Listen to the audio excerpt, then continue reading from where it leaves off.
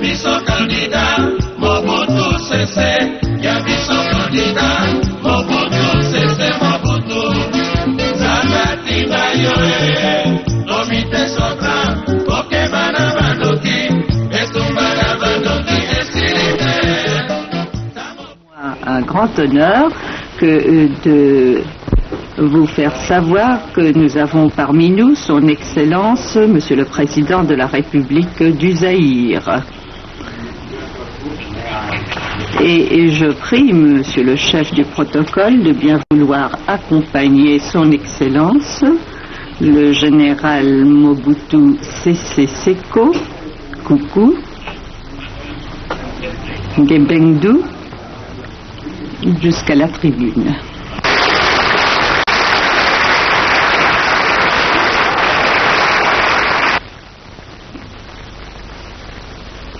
Monsieur le Président, je tiens tout d'abord à vous remercier de m'avoir donné l'occasion de prendre la parole à cette tribune.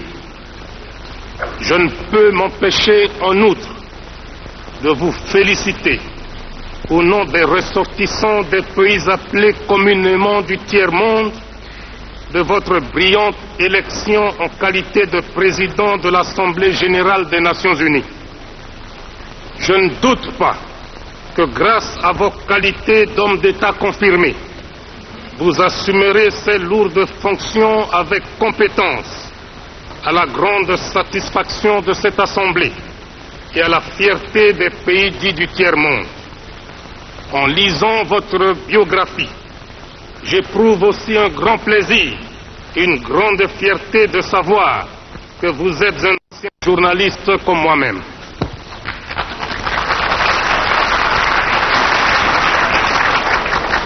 Monsieur le Président, Monsieur le Secrétaire général, Messieurs les ministres des Affaires étrangères et chefs de délégation, distingués invités, Mesdames, Messieurs, le peuple zaïrois, regroupé tout entier au sein du mouvement populaire de la Révolution, notre parti national, m'a chargé de présenter, à travers cette auguste assemblée, les remerciements des citoyennes zaïroises et des citoyens zaïrois à l'Organisation des Nations Unies.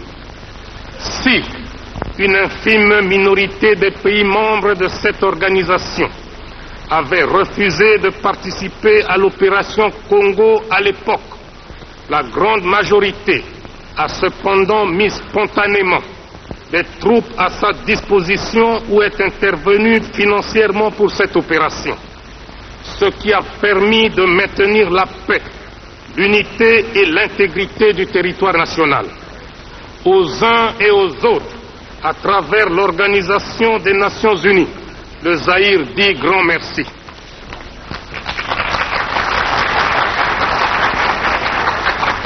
Je saisis également cette occasion pour rendre hommage aux secrétaires généraux de l'Organisation mondiale qui en sont véritablement la cheville ouvrière et qui en assurent la gestion journalière. Mes pensées vont spécialement à M. Daga Marshall, mort en service commandé pour notre importante organisation et pour la République du Zaïre. Mes hommages s'adressent ensuite à U Thant, son successeur, qui s'est dépensé corps et âme pour le maintien de la paix dans le monde et qui s'est montré particulièrement attentif à la cause zaïroise. Je me félicite enfin de la désignation de M. Kurt Waldheim en qualité de secrétaire général de l'ONU, à qui je souhaite une carrière aussi brillante que fructueuse. Monsieur le Président, tout le monde sait quelles ont été les circonstances d'accession de mon pays à l'indépendance. En 1960, le Zaïre, qui s'appelait alors Congo, s'est effondré en une nuit comme un château de cartes. Plusieurs experts en matière de colonisation avaient conclu hâtivement non seulement à une sorte d'incapacité congénitale du peuple zaïrois, mais également démontré par là que l'indépendance des pays neufs était une mauvaise opération. nous étions présumés et jugés incapables de nous gouverner sans l'aide des colonisateurs. Mais, à notre avis, cet accident du Zaïre était prévisible. Malgré que, dans l'acte de Berlin de 1885, le bassin du fleuve Zaïre était ouvert au monde entier. De plus, à l'accession du Zaïre à l'indépendance, mon pays, 80 fois plus grand que son ancienne métropole, comptait moins de 10 cadres nationaux ayant terminé leurs études universitaires. Et dans l'administration, l'armée, le secteur privé, il n'y avait pas un seul cadre zaïrois. C'est pourquoi nous avons vécu de 1960 à 1965 une époque néfaste pour notre peuple. Et nous sommes obligés de reconnaître que l'anarchie, le chaos, le désordre, l'inconscience et l'incapacité régnaient en maître au Zaïre. Certains d'entre vous consultent peut-être le dictionnaire pour connaître la définition du mot anarchie, alors qu'au Zaïre, nous l'avons tellement vécu que nombre de personnes croyaient que le mot anarchie était une invention zaïroise. C'est pourquoi tout désordre dans n'importe quelle partie du monde était baptisé du nom de congolisation. Notre pays n'a pas seulement souffert à cause de l'impréparation politique, mais également et surtout suite à la convoitise de l'Ouest et de l'Est, les uns et les autres voulant avoir une influence déterminante sur nous afin d'être maîtres de nos importantes ressources naturelles. Les uns voulaient nous recoloniser économiquement, tandis que les autres voulaient nous dominer idéologiquement. Le Zaïre, qui est passé d'un chaos indescriptible à un pays organisé et gouverné, a fini par reconnaître, à partir de sa malheureuse expérience, ses véritables amis. Interprétation des problèmes qui se posent à nous tous. Nous commencerons d'abord par notre propre continent, l'Afrique. Car l'Afrique reste aujourd'hui le seul continent où se pratique encore la colonisation, la ségrégation raciale, l'apartheid et le mépris de l'homme à cause de la pigmentation de la peau. L'Afrique est un continent qui a subi les plus grandes humiliations de l'histoire. Depuis plusieurs siècles, la situation de l'homme noir en Afrique n'a fait que s'empirer. Sous prétexte qu'ils étaient venus en Afrique pour nous civiliser, les premiers blancs, pionniers de cette civilisation, commencèrent par vider nos pays respectifs de leurs substances fondamentales, notamment dans la pratique honteuse du commerce des esclaves. Et déjà à cette époque, les chefs de file étaient des Portugais. Nos ancêtres n'étaient pas considérés comme des hommes, ni même comme des êtres qui ont l'intelligence et les sentiments, mais comme des amas de muscles à qui on demandait des efforts mécaniques, comme on en demande au cheval, au buffle, à l'âne ou au bœuf. L'esclavagisme continuera jusqu'à prendre, au XIXe siècle, des allures d'une véritable catastrophe continentale. Et pour se justifier, ces colonialistes et ces esclavagistes nous opposèrent à nos frères arabes, affirmant leur rôle dans l'esclavagisme. Ils font semblant d'oublier que ces derniers n'étaient que des courtiers et des commissionnaires, car la traite des Noirs était faite au seul profit des Blancs. Les pays colonialistes d'Europe ont d'ailleurs vite compris l'adage qui dit, je cite, « On n'est jamais mieux servi que par soi-même ». Fin de citation. C'est ainsi qu'en 1885, les grands négriers de l'époque se rencontrèrent à Berlin et dépecèrent comme des vautours le continent africain.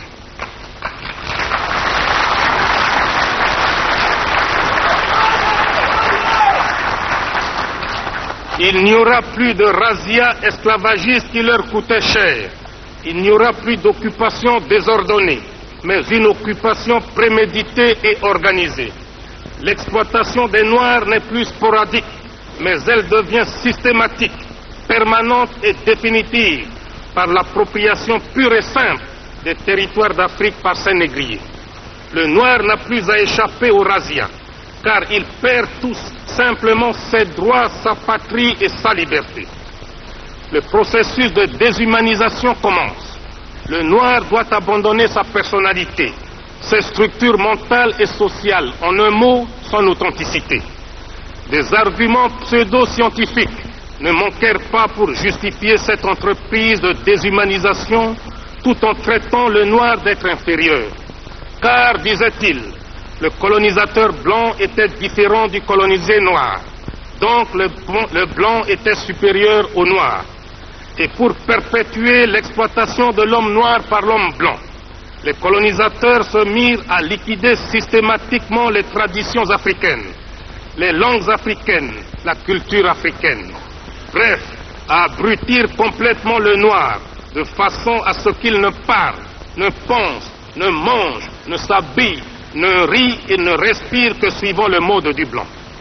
Malgré les gigantesques moyens mis en œuvre pour asservir perpétuellement l'homme noir, les peuples blancs d'Europe n'ont pas pu éteindre la flamme de la liberté et de la dignité du noir d'Afrique.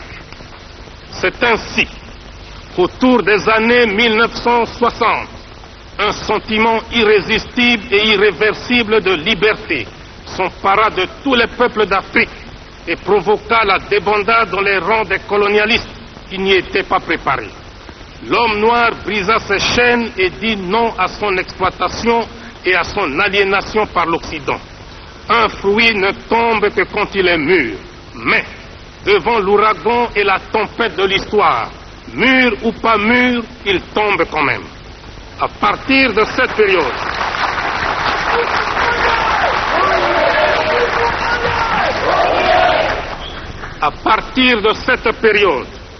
nous croyions que tous les colonialistes avaient fini par comprendre l'irréversibilité de l'histoire. Mais l'expérience actuelle montre que l'Afrique n'est pas encore au bout de ses peines, car les colonialistes livrent encore le combat d'arrière-garde. En effet, des mercenaires blancs, payés par certains pays, avaient cherché à reconquérir même certains pays déjà indépendants. C'est le cas de la République démocratique du Soudan, de la République fédérale du Nigeria et de celui de mon pays, le Zaïre. Dans la ville de Bukavu, à l'est du Zaïre, un mercenaire blanc venu d'Europe s'était proclamé sans rire président de la République du Zaïre. Si un noir l'avait fait en Europe, on l'aurait pris pour un humoriste de mauvais goût, un détraqué mental. Mais, puisque c'était un blanc qui le faisait en Afrique, les colonialistes avaient mobilisé la presse, la radio et la télévision pour les mettre à son entière disposition, non seulement pour lui faire la publicité, mais aussi pour ridiculiser le chef de l'État du Zaïre que je suis, pourtant incontesté aussi bien dans les limites du territoire national que dans tous les pays représentés ici. Une telle provocation est pour moi une insulte intolérable que je ne peux pardonner. Au moment où je vous parle, la situation anachronique qui prévaut actuellement en Angola, en Rhodésie, au Mozambique, en Namibie, en Afrique du Sud, est impensable sans un soutien réel de certaines puissances occultes. Comment peut-on expliquer qu'un pays comme le Portugal puisse avoir la force de contrôler des grands territoires comme l'Angola, le Mozambique, s'il n'était pas soutenu par des puissances plus puissantes que lui? En effet, le Portugal est un pays économiquement, socialement et culturellement sous-développé, sans démocratie.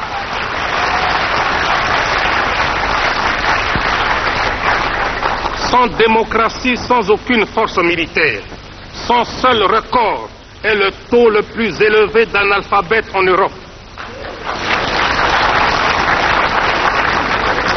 Sa force et son arrogance lui viennent tout droit de son appartenance à l'OTAN, car ce pays, avec ses colonies, est nécessaire stratégiquement pour cette organisation militaire.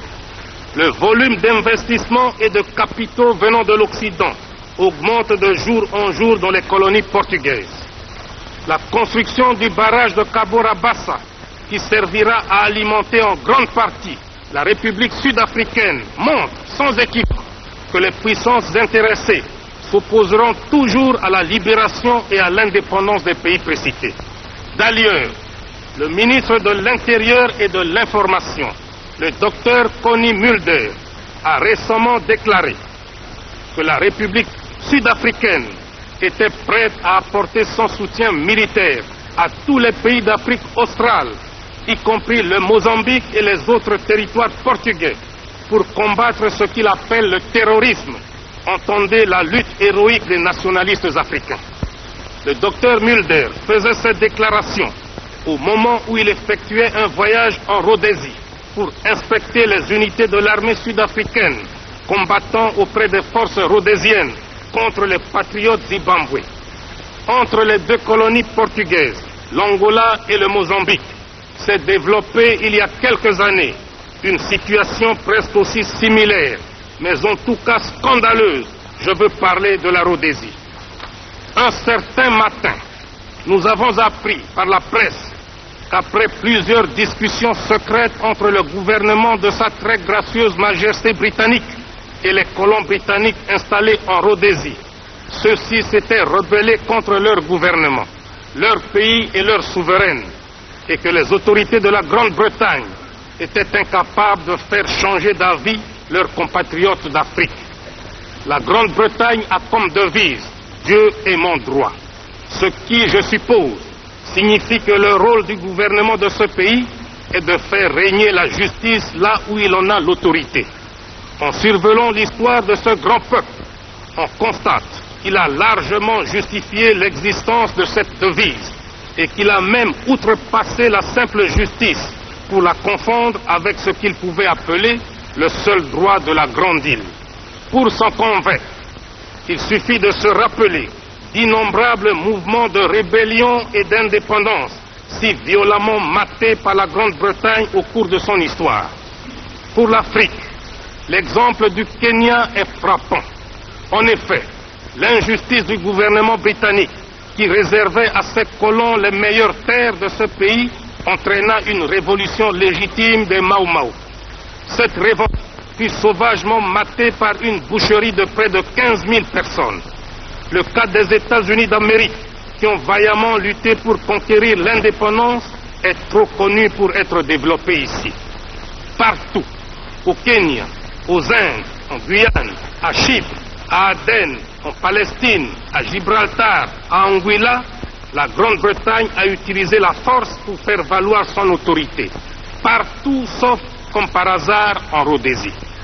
Et pourtant, les Africains de Rhodésie, comptant sur la justice de ce grand pays, avaient fait confiance au gouvernement britannique. Mais, hélas, ils durent déchanter. C'est ainsi qu'un jour, 2000 manifestants noirs qui s'étaient nichés dans les arbres aux abords de l'aéroport de Salisbury pour accueillir le Premier ministre Harold Wilson, entonnaient une mélopée dont les paroles disaient, je cite, « Nous sommes des nègres, des orphelins de Rhodésie. Personne ne nous aide, personne ne nous aime. » Fin de citation. Les policiers blancs répondaient, je cite, « Laissez donc ces damnés saints, laissez-les remonter d'où ils viennent. » Fin de citation. Voilà pourquoi nous dénonçons le racisme. Il est prémédité, il est ignoble, il est inhumain. On a souvent parlé de sanctions économiques pour réduire la sécession en Rhodésie. Mais en réalité, la Grande-Bretagne protège son ami de l'OTAN, le Portugal. Et celui-ci protège à son tour ses amis colons britanniques de Rhodésie. Et ils arrivent paradoxalement, non pas à décourager les sécessionnistes, mais à asphyxier un pays indépendant, je cite la Zambie. La Grande-Bretagne, qui se considère comme le pays le plus traditionnellement démocratique, défenseur des libertés fondamentales et des droits légitimes de l'homme, accepte, tolère et implicitement soutient ces 200 000 sujets rebelles qui, contrairement aux règles élémentaires de la démocratie, maintiennent encore dans l'esclavage 4 millions de Noirs. La situation des territoires portugais et britanniques se prolonge jusqu'en Afrique du Sud. Ce pays est le seul sur cette terre des hommes où les Blancs ont élevé la ségrégation au niveau d'institutions. Et le terme apartheid n'existerait pas dans le langage humain si les Blancs n'étaient pas en Afrique du Sud. Au lieu d'être logiques avec eux-mêmes, en laissant les Blancs et les Noirs séparés, chaque groupe se développant de sa manière, les Blancs poussent leur barbarie en exploitant l'homme noir comme du temps de l'esclavagisme suranné. C'est ainsi que grâce à une main-d'œuvre quasi gratuite, 420 000 Noirs extraient à la main les 2/3 de la production mondiale de l'or au profit des Blancs. Et ces Noirs d'Afrique du Sud, n'ayant ni droit de grève, ni droit syndical, ni droit tout court, qui avaient demandé une augmentation dérisoire de leur salaire, tenant compte du cours mondial actuel de l'or, ont été purement, simplement et sauvagement abattus par les autorités sud-africaines. La République sud-africaine nargue l'Organisation des Nations Unies depuis plus de 20 ans sur le problème de la Namibie. Et la chose la plus grave que les racistes sud-africains font actuellement, c'est la balkanisation de ce grand territoire africain. Face à ce complot contre l'Afrique indépendante, 3 pays les plus directement visés essayent de coordonner leurs efforts afin d'assurer d'une part leur propre sécurité et d'autre part afin que les pays actuellement occupés soient libérés. J'en profite d'ailleurs pour rendre un vibrant hommage à mes frères Julius Nyerere et Kenneth Kaunda pour leur sagesse et leur détermination à la cause de la libération africaine. La mise en commun de nos moyens dans le cadre d'une conférence tripartite permanente permettra, j'en suis convaincu, la création d'un axe de dissuasion Kinshasa-Lusaka-Dar es Salaam. Tous ceux qui aiment l'Afrique doivent aider la Tanzanie, la Zambie et le Zaïre à assumer leurs responsabilités. Monsieur le Président, le Zaïre s'est associé à plusieurs reprises à d'autres États africains pour convaincre et persuader les racistes de l'Afrique australe de sortir de leur mauvais chemin, notamment par le manifeste de Lusaka. À cette attitude de bonne volonté, il nous a été opposé un mépris total. Aujourd'hui que nous avons la stabilité politique, économique et sociale, nous ne pouvons nous sentir heureux chez nous tant que nos frères d'Angola, de Mozambique, de Zimbabwe, d'Afrique du Sud et de Namibie ploient encore sous le joug des colonialistes portugais, des colons britanniques de Rhodésie et des racistes sud-africains. D'ailleurs, le Zaïre est le trait d'union entre plusieurs pays de l'Afrique centrale. Il est entouré de pays francophones, anglophones, lusophones, arabophones. Frantz Fanon ne disait-il pas que l'Afrique a la forme d'un revolver dont la gâchette est placée au Zaïre? En conséquence,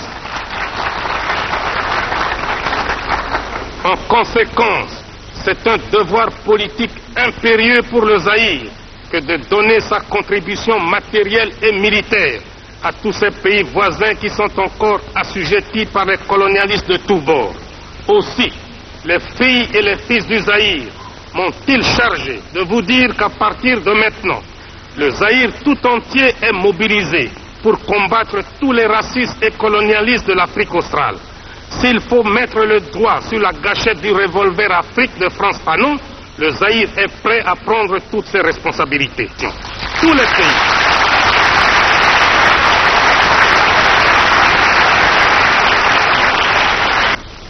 Disent nos amis, seront, je l'espère, de notre côté et de façon tangible. Car pour nous, même la passivité dans ce domaine équivaut à la complicité. Mon pays est prêt à affronter ce combat sacré, quels qu'en soient les sacrifices, et nous ne reculerons jamais, quoi qu'il arrive, quoi qu'il en coûte. Le combat de la libération africaine possède aussi ses moments de satisfaction. Et c'est avec enthousiasme que nous avons salué la naissance d'un nouvel État indépendant, la Guinée-Bissau. Et le Zaïre sont prêts d'appuyer la candidature de ce nouvel État comme membre de notre organisation.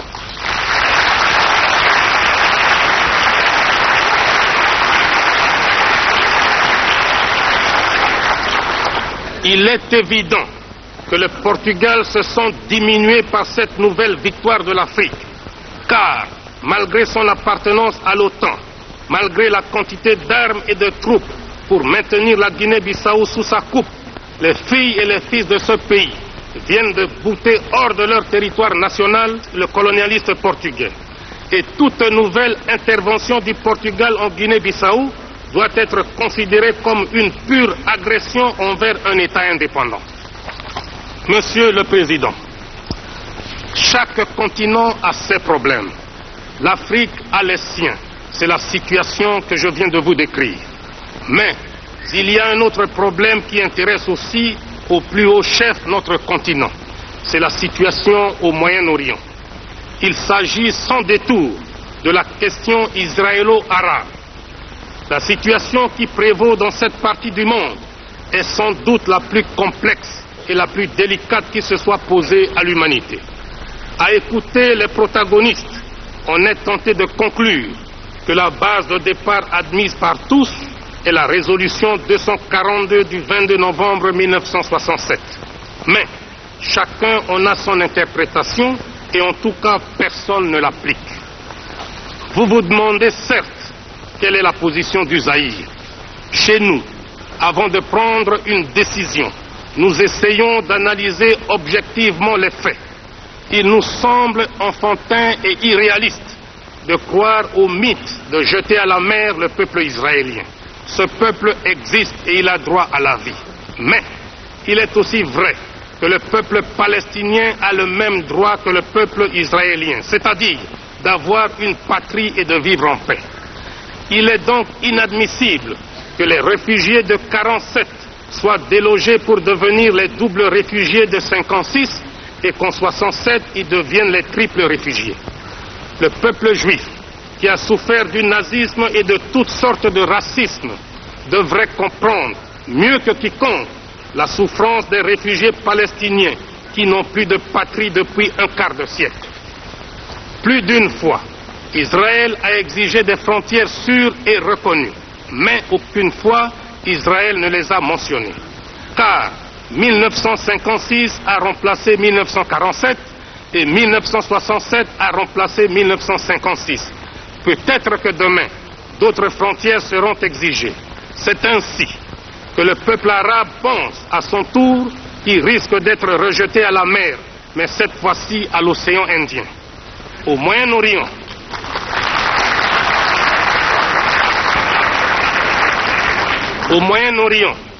il existe trois sortes de réflexes.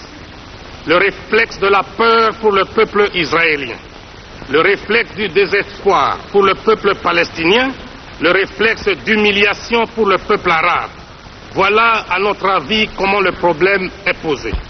Ces derniers temps, quand un pays africain prend une décision souveraine dans le conflit israélo-arabe, les autorités israéliennes déclarent que cette décision vient purement et simplement des pays arabes et qui pisait que les dirigeants africains ont reçu en échange une somme d'argent pour prendre une telle décision. De telles déclarations sont graves et injurieuses. Par ailleurs, on ne peut manquer de s'étonner de la visite que le ministre de l'Intérieur et de l'Information de l'Afrique du Sud raciste, le Dr Connie Mulder, vient d'effectuer en Israël. Ce fait nous donne beaucoup à réfléchir quant à l'orientation de la politique africaine d'Israël et partant de l'avenir de ses relations avec l'Afrique indépendante. Le Zaïre, qui se trouve à l'heure du choix, doit dissiper l'équivoque et lever une sorte d'ambiguïté à cause de sa vocation africaine. Par conséquent, le Zaïre doit choisir entre un pays ami, Israël, et un pays frère, l'Égypte. Or, entre un ami et un frère, le choix est clair. Et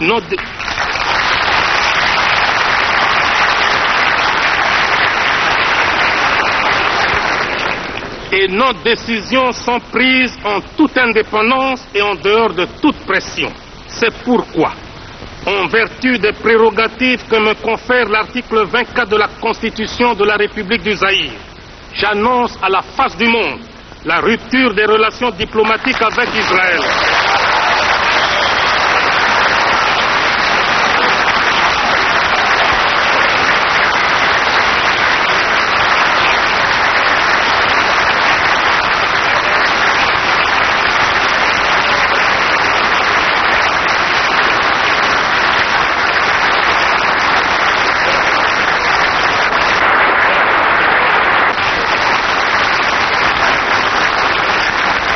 Et ce jusqu'à la récupération par l'Égypte et d'autres pays arabes concernés de leurs territoires actuellement occupés.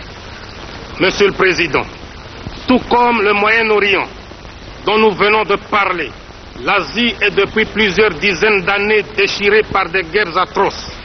Cependant, nous nous félicitons de l'évolution de la situation au Vietnam et au Laos. Et à ce sujet, il faut reconnaître honnêtement le courage politique du président des États-Unis d'Amérique et de son gouvernement pour avoir compris qu'une victoire militaire était impossible malgré les moyens mis en œuvre. En ce qui concerne le Cambodge, nous croyons que ce qui est valable pour le Vietnam et le Laos doit aussi l'être pour ce pays. Je souhaite ardemment au peuple cambodgien de retrouver rapidement la paix intérieure. Quant au problème coréen, la République du Zaïre entretient d'excellents rapports avec les deux entités, celle du Nord et celle du Sud, qui se partagent les suffrages du peuple coréen. C'est pourquoi nous suggérons à tous les membres de notre organisation de s'abstenir de toute action tendant à élargir le fossé entre les deux, mais plutôt de les aider à suivre la voie qu'elles se sont librement choisies, c'est-à-dire celle de la réunification.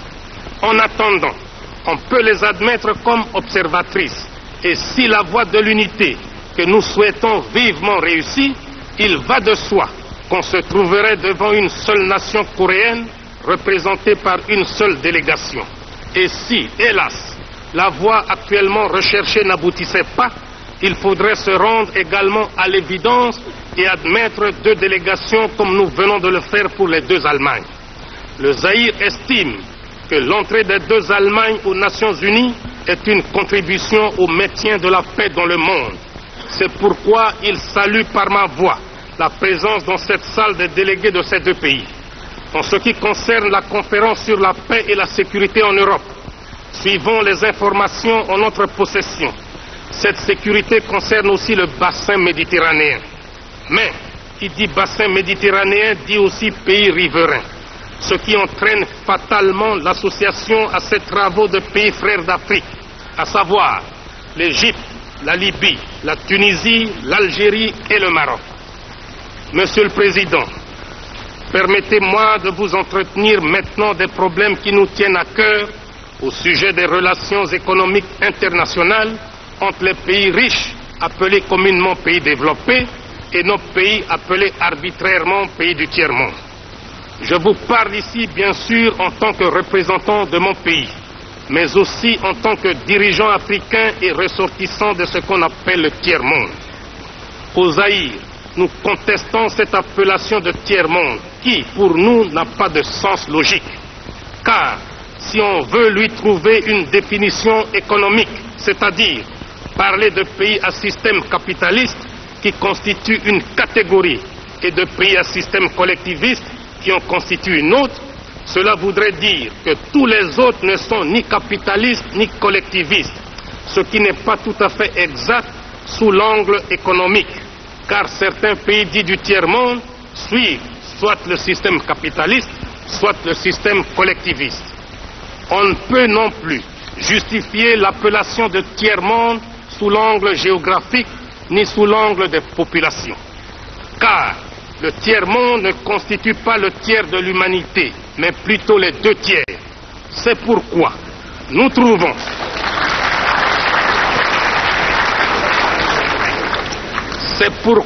trouvons qu'en fait, le terme de tiers-monde s'accompagne d'une idée de mépris. Et par conséquent, cette appellation est surannée. Pour les gens qui l'ont inventée, il existe des pays qui forment le bloc de ce qu'on appelle l'Ouest et les autres qui forment le club de ce qu'on appelle l'Est.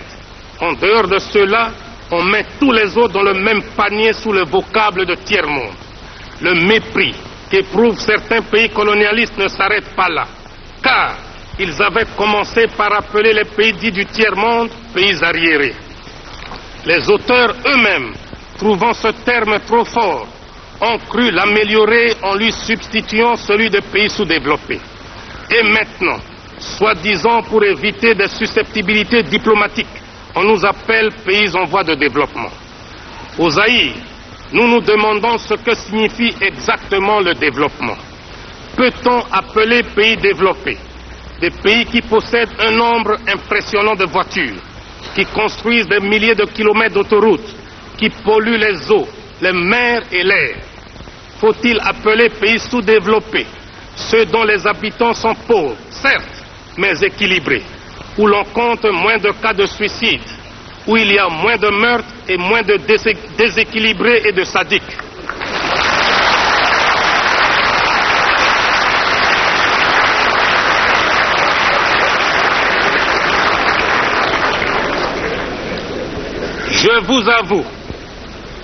Je vous avoue que je n'ai jamais considéré le Zaïre, mon pays, comme sous-développé, car mon peuple est discipliné, travailleur, digne et fier, alors que les pays qui se disent développés sont le théâtre de désordres sociaux, de grèves sauvages. C'est pourquoi nous préférons au terme de développement celui d'équipement. Nous reconnaissons volontiers que nous sommes sous-équipés par rapport à d'autres pays. Et c'est d'ailleurs comme cela que les spécialistes de l'économie occidentale l'entendent quand ils veulent bien l'avouer. Les États-Unis d'Amérique se trouvent à la tête du club des 10 pays les plus riches du monde. Ils l'ont prouvé en débarquant les premiers un homme sur la Lune. Mais on ne dit jamais que les 9 autres sont sous-développés par rapport aux États-Unis. On dit tout simplement comme nous qu'ils sont en retard d'équipement par rapport aux USA. Ce qui précède prouve que le concept pays en voie de développement est impropre et un faux prétexte, car chacun de nous a toujours un plus équipé et un moins équipé que lui, et que nous sommes tous en perpétuel développement, c'est-à-dire en fait en voie de développement. D'autre part, ceux qui se disent développés devraient se rendre compte de la prise de conscience par les pays sous-équipés de leurs conditions. En effet, ces derniers ont fini par comprendre que la division du monde n'est pas fonction de l'idéologie ou du degré d'industrialisation des différents pays.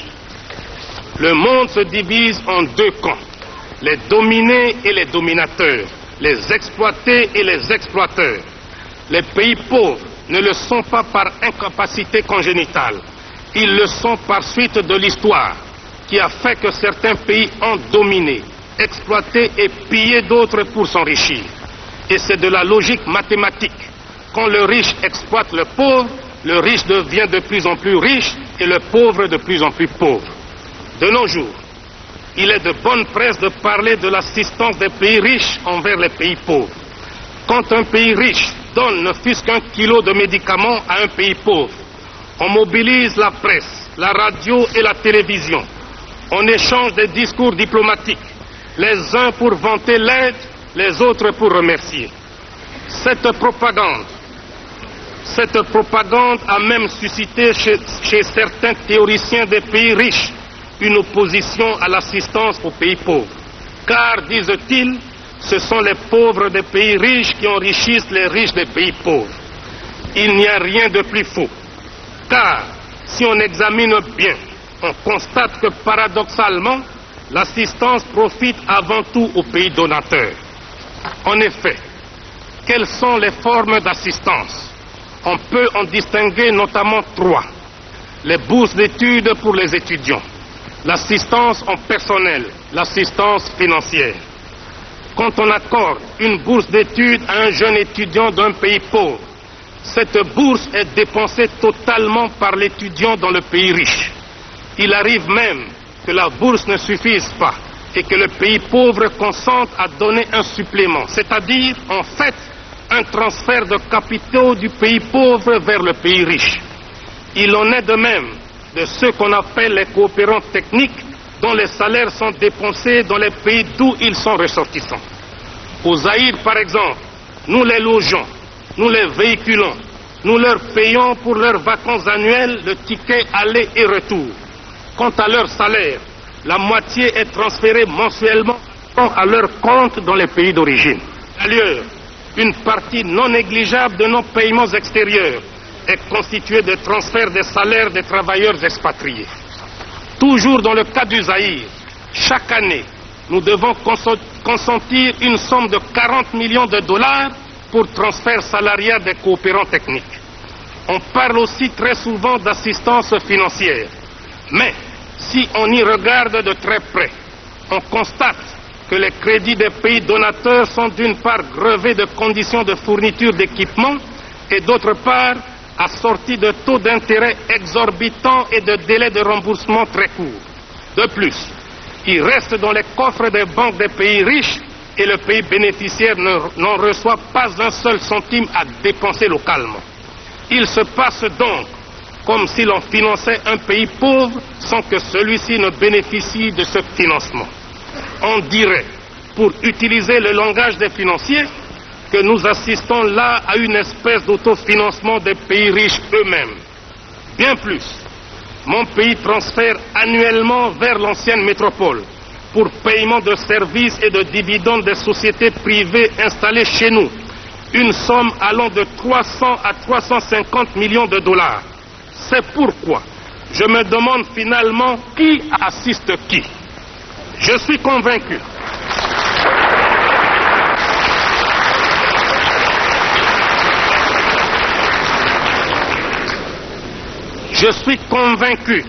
que dans ce domaine précis, nous ne parlons pas le même langage. C'est pourquoi, si réellement les pays riches veulent aider les pays pauvres, ils doivent les mettre à l'abri de crédits fournisseurs, de bureaux d'études et d'experts internationaux. Je m'explique. Pour un oui, pour un non, des commerçants sans scrupules de l'Occident nous proposent des crédits fournisseurs tous azimuts. Ils peuvent vous vendre du papier, des cigarettes, de l'eau et même du vent avec soi-disant des facilités de paiement sans tenir compte de l'aggravation de votre endettement extérieur. Les pays riches ne devraient pas seulement se préoccuper d'aider leurs industries à exporter à n'importe quelles conditions, mais ils doivent également tenir compte de la situation financière des pays importateurs. Je vous ai dit tout à l'heure que nous, Zaïrois, nous préférons le terme d'équipement à celui de développement. Il n'y a pas de honte à reconnaître que nous sommes en retard d'équipement par rapport à beaucoup de pays du monde. Cela est dû surtout à un manque de cadres suffisant. Ce déficit en cerveau a créé une catégorie d'individus qu'on appelle les experts. Les 10 experts devraient être appelés pour un travail précis et pour un temps limité, en attendant la formation de leurs homologues. Mais, au lieu de se considérer comme des éléments de conjoncture, ils tiennent à s'attacher à leurs fonctions, notamment en travaillant en vase clos, cachant les dossiers pour qu'on ait éternellement besoin d'eux. Quant au bureau d'études, ils sont comme la langue des hommes, la meilleure et la pire des choses. S'il est vrai qu'un bon bureau d'études pour faire une étude utile au pays, il est aussi vrai, hélas, que chaque bureau d'études ne fait pas souvent son travail pour aboutir à une solution, mais pour identifier de multiples problèmes qui suscitent de nouvelles études. Beaucoup de bureaux d'études ne font donc pas leur travail pour solutionner un problème, mais pour se ménager de nouveaux marchés. Si j'émets des critiques sur l'organisation d'assistance technique, ce n'est ni pour le plaisir de le faire, ni que je ne remercie pas sincèrement tous ceux qui ont aidé mon pays à sortir de cette difficulté, mais parce que j'estime qu'il y a d'autres voies plus désintéressées et plus efficaces. Je n'en veux pour preuve que la coopération sino-zaïroise. En effet, depuis le mois de janvier de cette année, le Zaïre vit une expérience unique dans le domaine de la coopération. Il s'agit de l'aide que la Chine consent à mon pays. Aux assistants techniques chinois, nous ne payons pas de billets d'avion et nous n'effectuons aucun transfert salarial dans leur pays d'origine. Les experts chinois adoptent le mode de vie de leurs homologues zaïrois. Le chinois se déplace, loge et se nourrit exactement comme son homologue zaïrois. Dans le domaine de l'assistance financière, la Chine nous a accordé un crédit important à très long terme et sans intérêt. Voilà, à mon avis, un bel exemple à suivre quand on veut aider un pays sous-équipé.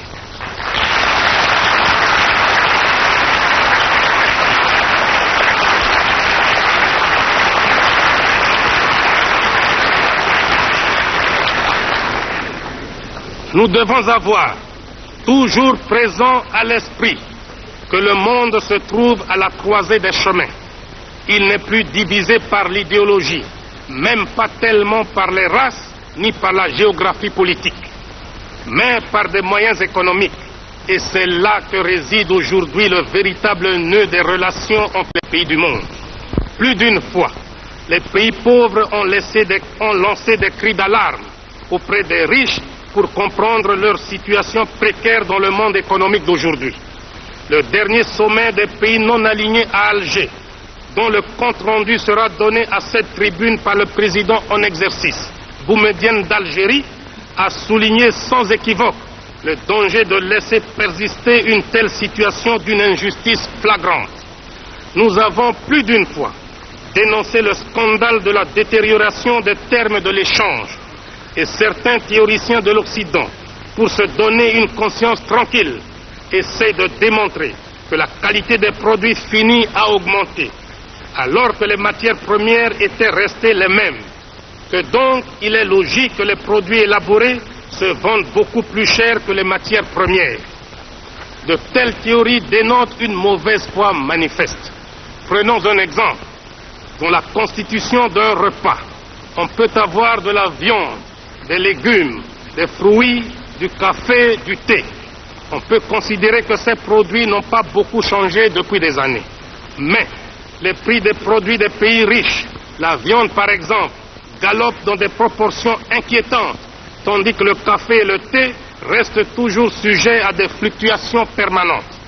Le caoutchouc que nous produisons est moins cher que ce qu'il coûtait il y a 20 ans, tandis que les pneus que nous achetons n'ont jamais cessé d'augmenter de prix.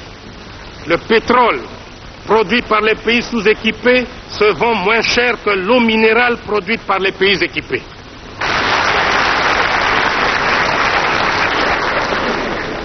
Tout cela a comme conséquence l'amélioration sensible du niveau de vie des pays équipés au détriment des pays sous-équipés.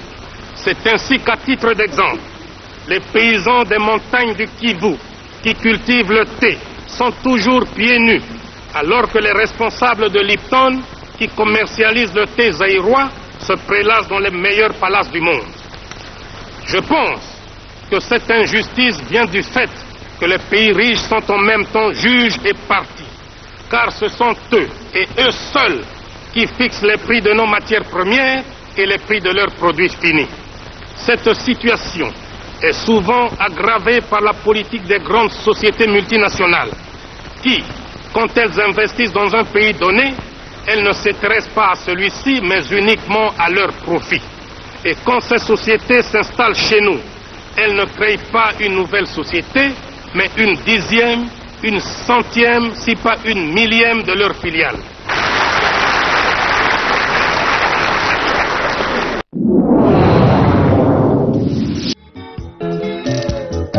Yabiso candidat, Mobutu cessé. Yabiso candidat, Mobutu cessé, Mobutu. Zabati Bayoe, Lomite Sotra, Pokebana Bandoki, Etumbana Bandoki, Esilite. Tamo Boko retenir candidat Mobutu. Otala Nabino, Nabino, Namisoy, Mobutu. Bandoki Basilite.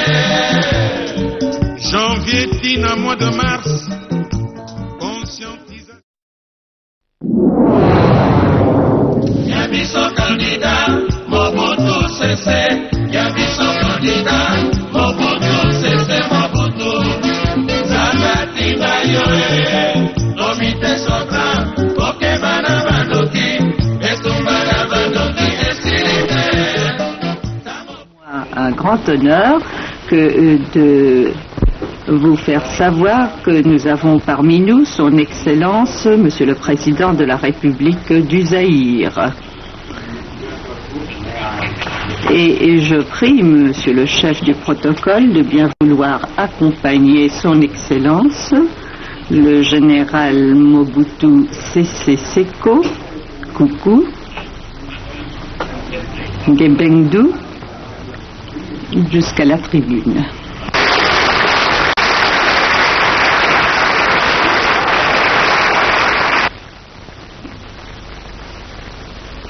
Monsieur le Président,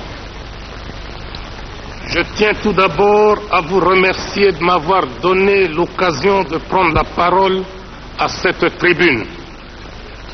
Je ne peux m'empêcher en outre de vous féliciter au nom des ressortissants des pays appelés communément du tiers-monde de votre brillante élection en qualité de président de l'Assemblée générale des Nations unies.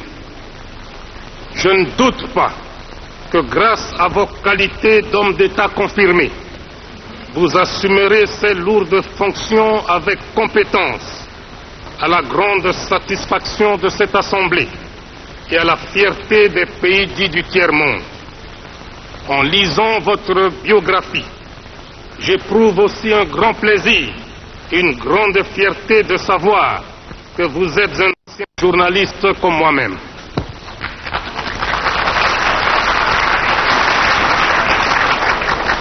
Monsieur le Président, Monsieur le Secrétaire général, Messieurs les ministres des Affaires étrangères et chefs de délégation, distingués invités, Mesdames, Messieurs, le peuple zaïrois, regroupé tout entier au sein du mouvement populaire de la Révolution, notre parti national, m'a chargé de présenter, à travers cette auguste assemblée, les remerciements des citoyennes zaïroises et des citoyens zaïrois à l'Organisation des Nations Unies. Si une infime minorité des pays membres de cette organisation avait refusé de participer à l'opération Congo à l'époque, la grande majorité a cependant mis spontanément des troupes à sa disposition ou est intervenue financièrement pour cette opération, ce qui a permis de maintenir la paix, l'unité et l'intégrité du territoire national.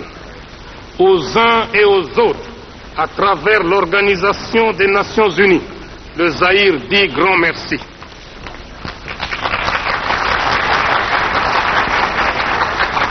Je saisis également cette occasion pour rendre hommage aux secrétaires généraux de l'Organisation mondiale qui en sont véritablement la cheville ouvrière et qui en assurent la gestion journalière. Mes pensées vont spécialement à M. Daga Marshall, mort en service commandé pour notre importante organisation et pour la République du Zaïre.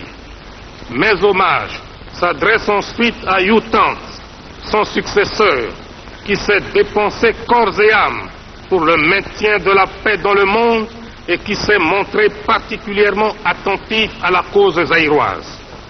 Je me félicite enfin de la désignation de M. Kurt Waldheim en qualité de secrétaire général de l'ONU, à qui je souhaite une carrière aussi brillante que fructueuse.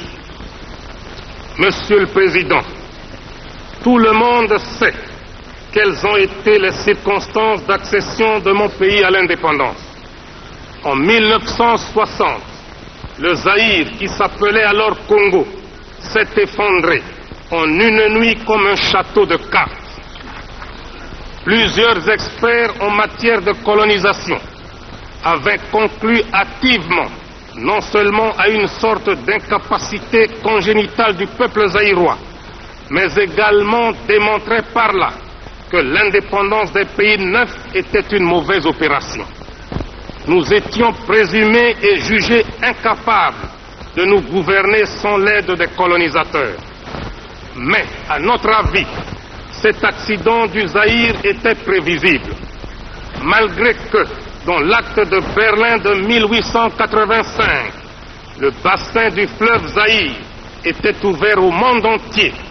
De plus, à l'accession du Zaïre à l'indépendance, mon pays, 80 fois plus grand que son ancienne métropole, comptait moins de 10 cadres nationaux ayant terminé leurs études universitaires, et dont l'administration, l'armée, le secteur privé, il n'y avait pas un seul cadre zaïrois. C'est pourquoi nous avons vécu de 1960 à 1965 une époque néfaste pour notre peuple, et nous sommes obligés de reconnaître que l'anarchie, le chaos, le désordre, l'inconscience et l'incapacité régnaient en maître au Zaïre. Certains d'entre vous consultent peut-être le dictionnaire pour connaître la définition du mot anarchie, alors qu'au Zaïre, nous l'avons tellement vécu que nombre de personnes croyaient que le mot anarchie était une invention zaïroise. C'est pourquoi tout désordre dans n'importe quelle partie du monde était baptisé du nom de congolisation. Notre pays n'a pas seulement souffert à cause de l'impréparation politique, mais également et surtout suite à la convoitise de l'Ouest et de l'Est, les uns et les autres voulant avoir une influence déterminante sur nous afin d'être maîtres de nos importantes ressources naturelles. Les uns voulaient nous recoloniser économiquement, tandis que les autres voulaient nous dominer idéologiquement. Le Zaïre, qui est passé d'un chaos indescriptible à un pays organisé et gouverné, a fini par reconnaître, à partir de sa malheureuse expérience, ses véritables amis. Interprétation des problèmes qui se posent à nous tous. Nous commencerons d'abord par notre propre continent, l'Afrique. Car l'Afrique reste aujourd'hui le seul continent où se pratique encore la colonisation, la ségrégation raciale, l'apartheid et le mépris de l'homme à cause de la pigmentation de la peau. L'Afrique est un continent qui a subi les plus grandes humiliations de l'histoire. Depuis plusieurs siècles, la situation de l'homme noir en Afrique n'a fait que s'empirer. Sous prétexte qu'ils étaient venus en Afrique pour nous civiliser, les premiers blancs, pionniers de cette civilisation, commencèrent par vider nos pays respectifs de le gouvernement de sa très gracieuse majesté britannique et les colons britanniques installés en Rhodésie. Ceux-ci s'étaient rebellés contre leur gouvernement, leur pays et leur souveraine, et que les autorités de la Grande-Bretagne étaient incapables de faire changer d'avis leurs compatriotes d'Afrique. La Grande-Bretagne a comme devise « Dieu est mon droit », ce qui, je suppose, signifie que le rôle du gouvernement de ce pays est de faire régner la justice là où il en a l'autorité. En survolant l'histoire de ce grand peuple, on constate qu'il a largement justifié l'existence de cette devise et qu'il a même outrepassé la simple justice pour la confondre avec ce qu'il pouvait appeler le seul droit de la grande île. Pour s'en convaincre, il suffit de se rappeler d'innombrables mouvements de rébellion et d'indépendance si violemment matés par la Grande-Bretagne au cours de son histoire. Pour l'Afrique, l'exemple du Kenya est frappant. En effet, l'injustice du gouvernement britannique qui réservait à ses colons les meilleures terres de ce pays entraîna une révolution légitime des Mau Mau. Cette révolte fut sauvagement matée par une boucherie de près de 15 000 personnes. Le cas des États-Unis d'Amérique, qui ont vaillamment lutté pour conquérir l'indépendance, est trop connu pour être développé ici. Partout, au Kenya, aux Indes, en Guyane, à Chypre, à Aden, en Palestine, à Gibraltar, à Anguilla, la Grande-Bretagne a utilisé la force pour faire valoir son autorité. Partout, sauf, comme par hasard, en Rhodésie. Et pourtant, les Africains de Rhodésie, comptant sur la justice de ce grand pays, avaient fait confiance au gouvernement britannique. Mais, hélas, ils durent déchanter. C'est ainsi qu'un jour, 2000 manifestants noirs qui s'étaient nichés dans les arbres aux abords de l'aéroport de Salisbury pour accueillir le Premier ministre Harold Wilson, entonnaient une mélopée dont les paroles disaient, je cite, « Nous sommes des nègres, des orphelins de Rhodésie. Personne ne nous aide, personne ne nous aime. » Fin de citation. Les policiers blancs répondaient, je cite, « Laissez donc ces damnés saints, laissez-les remonter d'où ils viennent. » Fin de citation. Voilà pourquoi nous dénonçons le racisme. Il est prémédité, il est ignoble, il est inhumain. On a souvent parlé de sanctions économiques pour réduire la sécession en Rhodésie. Mais en réalité, la Grande-Bretagne protège son ami de l'OTAN, le Portugal. Et celui-ci protège à son tour ses amis colons britanniques de Rhodésie. Et ils arrivent paradoxalement, non pas à décourager les sécessionnistes, mais à asphyxier un pays indépendant, je cite la Zambie. La Grande-Bretagne, qui se considère comme le pays le plus traditionnellement démocratique, défenseur des libertés fondamentales et des droits légitimes de l'homme, accepte, tolère et implicitement soutient ces 200 000 sujets rebelles qui, contrairement aux règles élémentaires de la démocratie, maintiennent encore dans l'esclavage 4 millions de Noirs. La situation des territoires portugais et britanniques se prolonge jusqu'en Afrique du Sud. Ce pays est le seul sur cette terre des hommes où les Blancs ont élevé la ségrégation au niveau d'institutions. Et le terme apartheid n'existerait pas dans le langage humain si les Blancs n'étaient pas en Afrique du Sud. Au lieu d'être logiques avec eux-mêmes, en laissant les Blancs et les Noirs séparés, chaque groupe se développant de sa manière, les Blancs poussent leur barbarie en exploitant l'homme noir comme du temps de l'esclavagisme suranné. C'est ainsi que grâce à une main-d'œuvre quasi gratuite, 420 000 Noirs extraient à la main les 2/3 de la production mondiale de l'or au profit des Blancs. Et ces Noirs d'Afrique du Sud, n'ayant ni droit de grève, ni droit syndical, ni droit tout court, qui avaient demandé une augmentation dérisoire de leur salaire, tenant compte du cours mondial actuel de l'or, ont été purement, simplement et sauvagement abattus par les autorités sud-africaines. La République sud-africaine nargue l'Organisation des Nations Unies depuis plus de 20 ans sur le problème de la Namibie. Et la chose la plus grave que les racistes sud-africains font actuellement, c'est la balkanisation de ce grand territoire africain.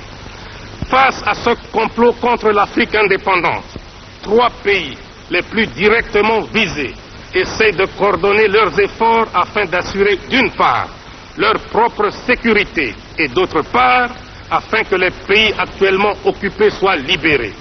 J'en profite d'ailleurs pour rendre un vibrant hommage à mes frères Julius Nyerere et Kenneth Kaunda pour leur sagesse et leur détermination à la cause de la libération africaine. La mise en commun de nos moyens dans le cadre d'une conférence tripartite permanente permettra, j'en suis convaincu, la création d'un axe de dissuasion Kinshasa-Lusaka-Dar es Salaam. Tous ceux qui aiment l'Afrique doivent aider la Tanzanie, la Zambie et le Zaïre à assumer leurs responsabilités. Monsieur le Président, le Zaïre s'est associé à plusieurs reprises à d'autres États africains pour convaincre et persuader les racistes de l'Afrique australe de sortir de leur mauvais chemin, notamment par le manifeste de Lusaka. À cette attitude de bonne volonté, il nous a été opposé un mépris total. Aujourd'hui que nous avons la stabilité politique, économique et sociale, nous ne pouvons nous sentir heureux chez nous tant que nos frères d'Angola, de Mozambique, de Zimbabwe, d'Afrique du Sud et de Namibie ploient encore sous le joug des colonialistes portugais, des colons britanniques de Rhodésie et des racistes sud-africains. D'ailleurs, le Zaïre est le trait d'union entre plusieurs pays de l'Afrique centrale. Il est entouré de pays francophones, anglophones, lusophones, arabophones. Frantz Fanon ne disait-il pas que l'Afrique a la forme d'un revolver dont la gâchette est placée au Zaïre? En conséquence,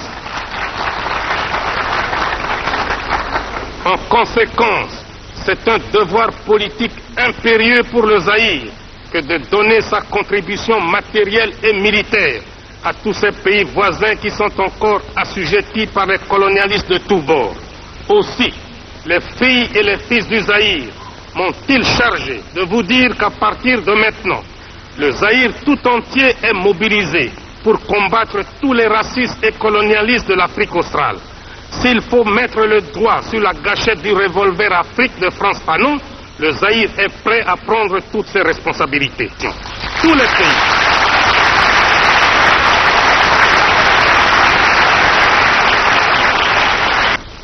Disent nos amis, seront, je l'espère, de notre côté et de façon tangible. Car pour nous, Même la passivité dans ce domaine équivaut à la complicité. Mon pays est prêt à affronter ce combat sacré, quels qu'en soient les sacrifices, et nous ne reculerons jamais, quoi qu'il arrive, quoi qu'il en coûte. Le combat de la libération africaine pour aussi pays riverains, ce qui entraîne fatalement l'association à ces travaux de pays frères d'Afrique, à savoir l'Égypte, la Libye, la Tunisie, l'Algérie et le Maroc. Monsieur le Président, permettez-moi de vous entretenir maintenant des problèmes qui nous tiennent à cœur au sujet des relations économiques internationales entre les pays riches, appelés communément pays développés, et nos pays appelés arbitrairement pays du tiers-monde. Je vous parle ici, bien sûr, en tant que représentant de mon pays, mais aussi en tant que dirigeant africain et ressortissant de ce qu'on appelle le tiers-monde. Au Zaïre, nous contestons cette appellation de tiers-monde qui, pour nous, n'a pas de sens logique. Car, si on veut lui trouver une définition économique, c'est-à-dire parler de pays à système capitaliste qui constitue une catégorie et de pays à système collectiviste qui en constitue une autre, cela voudrait dire que tous les autres ne sont ni capitalistes ni collectivistes, ce qui n'est pas tout à fait exact sous l'angle économique, car certains pays dits du tiers-monde suivent soit le système capitaliste, soit le système collectiviste. On ne peut non plus justifier l'appellation de tiers-monde sous l'angle géographique ni sous l'angle des populations, car le tiers-monde ne constitue pas le tiers de l'humanité, mais plutôt les deux tiers. C'est pourquoi nous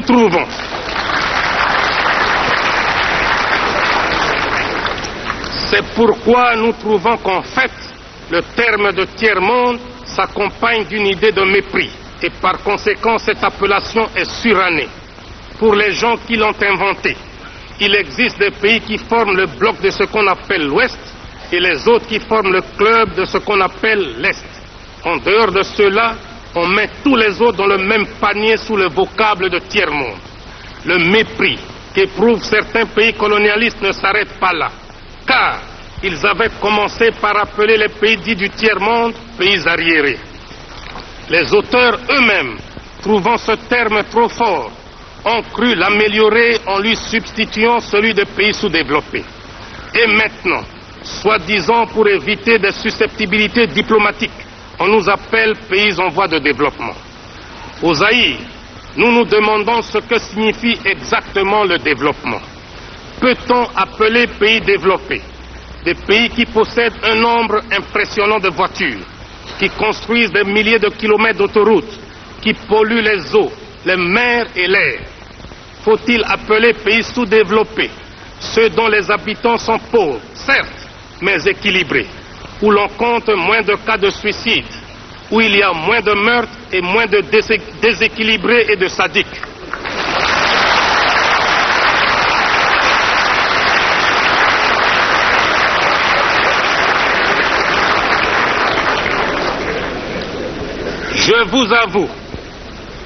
Je vous avoue que je n'ai jamais considéré le Zaïre, mon pays, comme sous-développé, car mon peuple est discipliné, travailleur, digne et fier, alors que les pays qui se disent développés sont le théâtre de désordres sociaux, de grèves sauvages. C'est pourquoi nous préférons au terme de développement celui d'équipement. Nous reconnaissons volontiers que nous sommes sous-équipés par rapport à d'autres pays.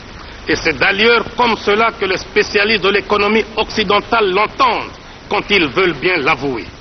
Les États-Unis d'Amérique se trouvent à la tête du club des 10 pays les plus riches du monde. Ils l'ont prouvé en débarquant les premiers un homme sur la Lune. Mais on ne dit jamais que les 9 autres sont sous-développés par rapport aux États-Unis. On dit tout simplement comme nous qu'ils sont en retard d'équipement par rapport aux USA.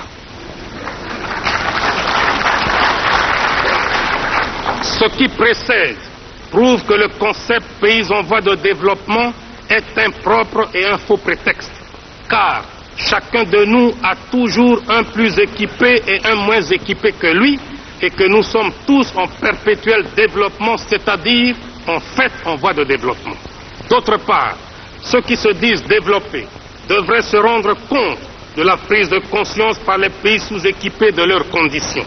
En effet, ces derniers ont fini par comprendre que la division du monde n'est pas fonction de l'idéologie ou du degré d'industrialisation des différents pays. Le monde se divise en deux camps, les dominés et les dominateurs, les exploités et les exploiteurs. Les pays pauvres ne le sont pas par incapacité congénitale, ils le sont par suite de l'histoire qui a fait que certains pays ont dominé, exploité et pillé d'autres pour s'enrichir. Et c'est de la logique mathématique. Quand le riche exploite le pauvre, le riche devient de plus en plus riche et le pauvre de plus en plus pauvre. De nos jours, il est de bonne presse de parler de l'assistance des pays riches envers les pays pauvres. Quand un pays riche donne ne fût-ce qu'un kilo de médicaments à un pays pauvre, on mobilise la presse, la radio et la télévision. On échange des discours diplomatiques, les uns pour vanter l'aide, les autres pour remercier. Cette propagande a même suscité chez certains théoriciens des pays riches une opposition à l'assistance aux pays pauvres. Car, disent-ils, ce sont les pauvres des pays riches qui enrichissent les riches des pays pauvres. Il n'y a rien de plus faux. Car, si on examine bien, on constate que paradoxalement, l'assistance profite avant tout aux pays donateurs. En effet, quelles sont les formes d'assistance? On peut en distinguer notamment trois. Les bourses d'études pour les étudiants, l'assistance en personnel, l'assistance financière. Quand on accorde une bourse d'études à un jeune étudiant d'un pays pauvre, cette bourse est dépensée totalement par l'étudiant dans le pays riche. Il arrive même que la bourse ne suffise pas et que le pays pauvre consente à donner un supplément, c'est-à-dire, en fait, un transfert de capitaux du pays pauvre vers le pays riche. Il en est de même de ceux qu'on appelle les coopérants techniques, dont les salaires sont dépensés dans les pays d'où ils sont ressortissants. Au Zaïre, par exemple, nous les logeons, nous les véhiculons, nous leur payons pour leurs vacances annuelles le ticket aller et retour. Quant à leur salaire, la moitié est transférée mensuellement à leur compte dans les pays d'origine. D'ailleurs, une partie non négligeable de nos paiements extérieurs est constituée de transferts des salaires des travailleurs expatriés. Toujours dans le cas du Zaïre, chaque année, nous devons consentir une somme de 40 millions de dollars pour transfert salarial des coopérants techniques. On parle aussi très souvent d'assistance financière. Mais si on y regarde de très près, on constate que les crédits des pays donateurs sont d'une part grevés de conditions de fourniture d'équipements et d'autre part assortis de taux d'intérêt exorbitants et de délais de remboursement très courts. De plus, il reste dans les coffres des banques des pays riches et le pays bénéficiaire n'en reçoit pas un seul centime à dépenser localement. Il substance fondamentale, notamment dans la pratique honteuse du commerce des esclaves. Et déjà à cette époque, les chefs de file étaient des Portugais. Nos ancêtres n'étaient pas considérés comme des hommes, ni même comme des êtres qui ont l'intelligence et les sentiments, mais comme des amas de muscles à qui on demandait des efforts mécaniques, comme on en demande au cheval, au buffle, à l'âne ou au bœuf. L'esclavagisme continuera jusqu'à prendre, au XIXe siècle, des allures d'une véritable catastrophe continentale. Et pour se justifier, ces colonialistes et ces esclavagistes nous opposèrent à nos frères arabes, affirmant leur rôle dans l'esclavagisme.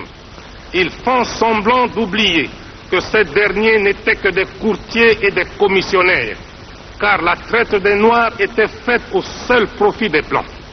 Les pays colonialistes d'Europe ont d'ailleurs vite compris l'adage qui dit, je cite, « On n'est jamais mieux servi que par soi-même ». Fin de citation. C'est ainsi qu'en 1885, les grands négriers de l'époque se rencontrèrent à Berlin et dépecèrent comme des vautours le continent africain.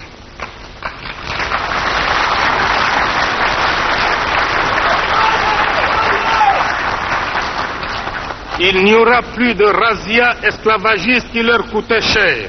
Il n'y aura plus d'occupation désordonnée, mais une occupation préméditée et organisée.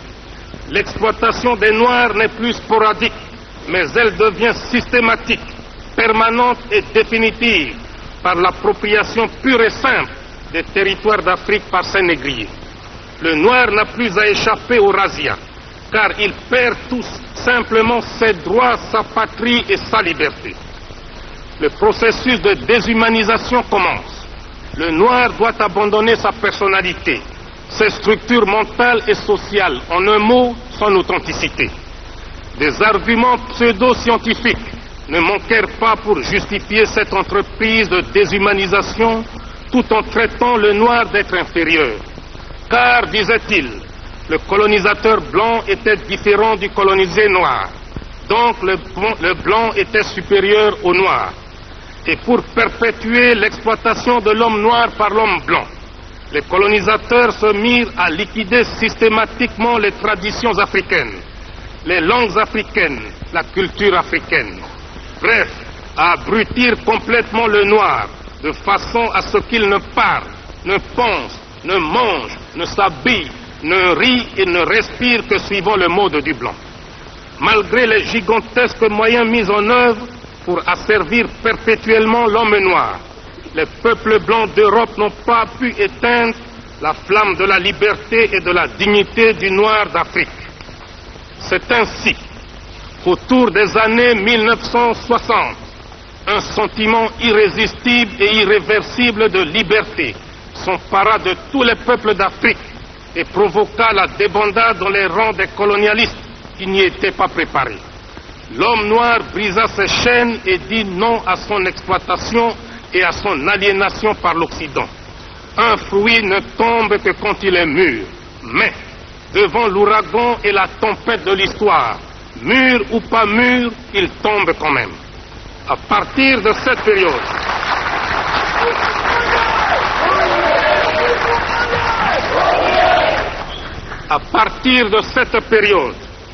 nous croyions que tous les colonialistes avaient fini par comprendre l'irréversibilité de l'histoire. Mais l'expérience actuelle montre que l'Afrique n'est pas encore au bout de ses peines, car les colonialistes livrent encore le combat d'arrière-garde. En effet, des mercenaires blancs, payés par certains pays, avaient cherché à reconquérir même certains pays déjà indépendants. C'est le cas de la République démocratique du Soudan, de la République fédérale du Nigeria et de celui de mon pays, le Zaïre. Dans la ville de Bukavu, à l'est du Zaïre, un mercenaire blanc venu d'Europe s'était proclamé sans rire président de la République du Zaïre. Si un noir l'avait fait en Europe, on l'aurait pris pour un humoriste de mauvais goût, un détraqué mental. Mais, puisque c'était un blanc qui le faisait en Afrique, les colonialistes avaient mobilisé la presse, la radio et la télévision pour les mettre à son entière disposition, non seulement pour lui faire la publicité, mais aussi pour ridiculiser le chef de l'État du Zaïre que je suis, pourtant incontesté aussi bien dans les limites du territoire national que dans tous les pays représentés ici.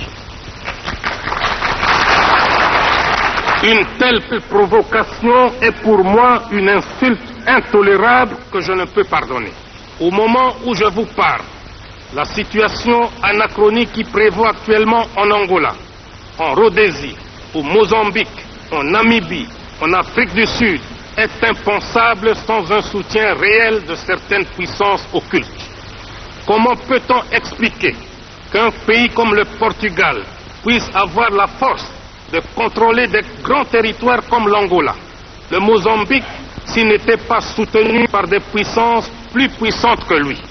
En effet, le Portugal est un pays économiquement, socialement et culturellement sous-développé, sans démocratie.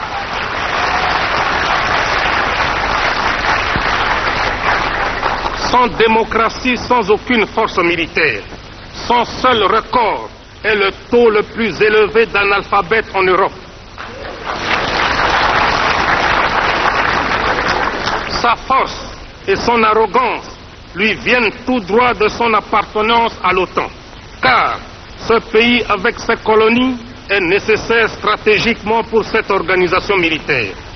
Le volume d'investissement et de capitaux venant de l'Occident augmente de jour en jour dans les colonies portugaises.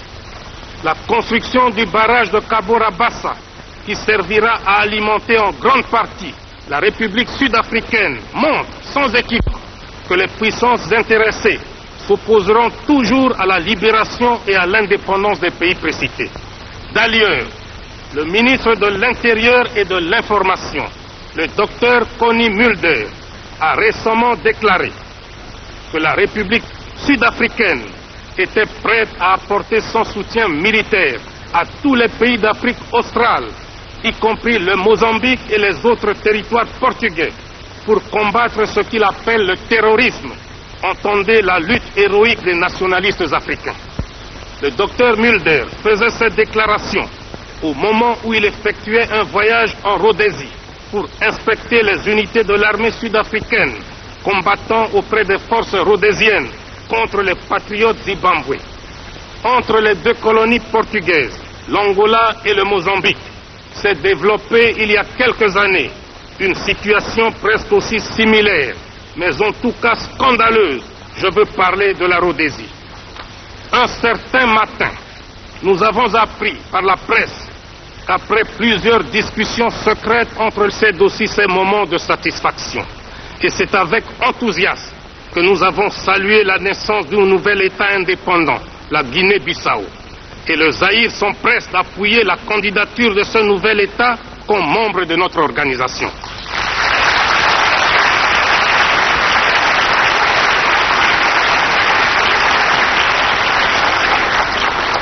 Il est évident que le Portugal se sent diminué par cette nouvelle victoire de l'Afrique, car malgré son appartenance à l'OTAN, malgré la quantité d'armes et de troupes pour maintenir la Guinée-Bissau sous sa coupe, les filles et les fils de ce pays viennent de bouter hors de leur territoire national le colonialiste portugais. Et toute nouvelle intervention du Portugal en Guinée-Bissau doit être considérée comme une pure agression envers un État indépendant. Monsieur le Président, chaque continent a ses problèmes. L'Afrique a les siens. C'est la situation que je viens de vous décrire. Mais il y a un autre problème qui intéresse aussi au plus haut chef notre continent. C'est la situation au Moyen-Orient. Il s'agit sans détour de la question israélo-arabe. La situation qui prévaut dans cette partie du monde est sans doute la plus complexe et la plus délicate qui se soit posée à l'humanité. À écouter les protagonistes, on est tenté de conclure que la base de départ admise par tous est la résolution 242 du 22 novembre 1967. Mais chacun en a son interprétation et en tout cas personne ne l'applique. Vous vous demandez certes quelle est la position du Zaïre. Chez nous, avant de prendre une décision, nous essayons d'analyser objectivement les faits. Il nous semble enfantin et irréaliste de croire au mythe de jeter à la mer le peuple israélien. Ce peuple existe et il a droit à la vie. Mais il est aussi vrai que le peuple palestinien a le même droit que le peuple israélien, c'est-à-dire d'avoir une patrie et de vivre en paix. Il est donc inadmissible que les réfugiés de 47 soient délogés pour devenir les doubles réfugiés de 56 et qu'en 67 ils deviennent les triples réfugiés. Le peuple juif, qui a souffert du nazisme et de toutes sortes de racisme, devrait comprendre mieux que quiconque la souffrance des réfugiés palestiniens qui n'ont plus de patrie depuis un quart de siècle. Plus d'une fois, Israël a exigé des frontières sûres et reconnues, mais aucune fois Israël ne les a mentionnées. Car 1956 a remplacé 1947 et 1967 a remplacé 1956. Peut-être que demain, d'autres frontières seront exigées. C'est ainsi que le peuple arabe pense à son tour qu'il risque d'être rejeté à la mer, mais cette fois-ci à l'océan Indien. Au Moyen-Orient,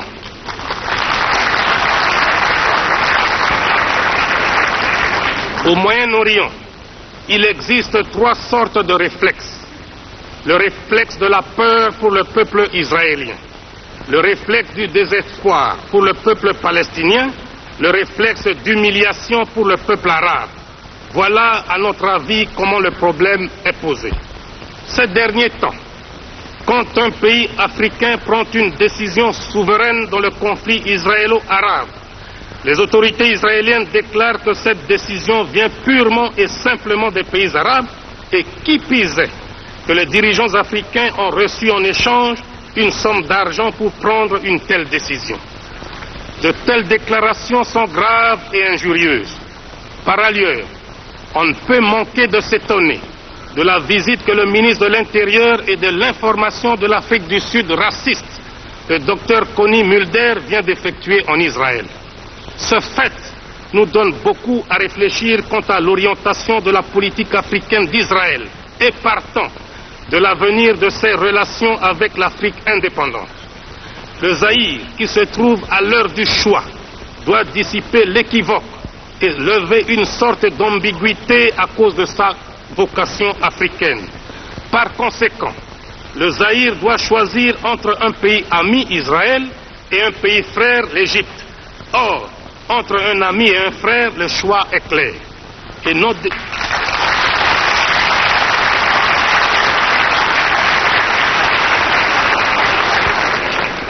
nos décisions sont prises en toute indépendance et en dehors de toute pression. C'est pourquoi, en vertu des prérogatives que me confère l'article 24 de la Constitution de la République du Zaïre, j'annonce à la face du monde la rupture des relations diplomatiques avec Israël.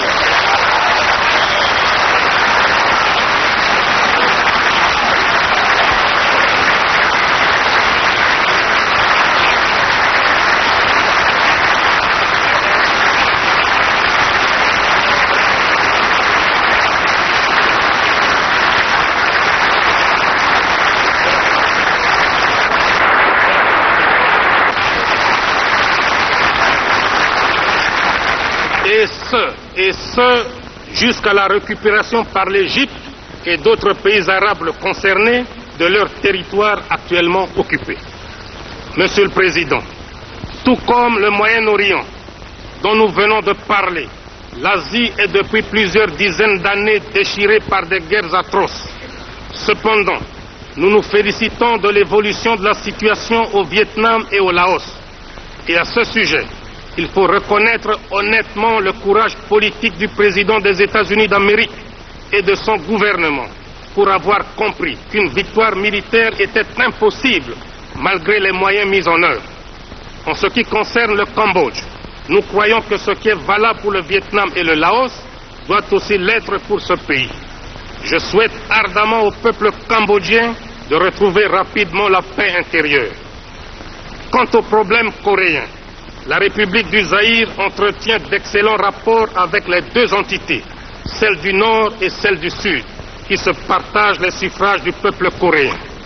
C'est pourquoi nous suggérons à tous les membres de notre organisation de s'abstenir de toute action tendant à élargir le fossé entre les deux, mais plutôt de les aider à suivre la voie qu'elles se sont librement choisies, c'est-à-dire celle de la réunification. En attendant, on peut les admettre comme observatrices. Et si la voie de l'unité que nous souhaitons vivement réussit, il va de soi qu'on se trouverait devant une seule nation coréenne représentée par une seule délégation. Et si, hélas, la voie actuellement recherchée n'aboutissait pas, il faudrait se rendre également à l'évidence et admettre 2 délégations comme nous venons de le faire pour les 2 Allemagnes. Le Zaïre estime que l'entrée des 2 Allemagnes aux Nations Unies est une contribution au maintien de la paix dans le monde. C'est pourquoi il salue par ma voix la présence dans cette salle des délégués de ces 2 pays. En ce qui concerne la conférence sur la paix et la sécurité en Europe, suivant les informations en notre possession, cette sécurité concerne aussi le bassin méditerranéen. Mais qui dit bassin méditerranéen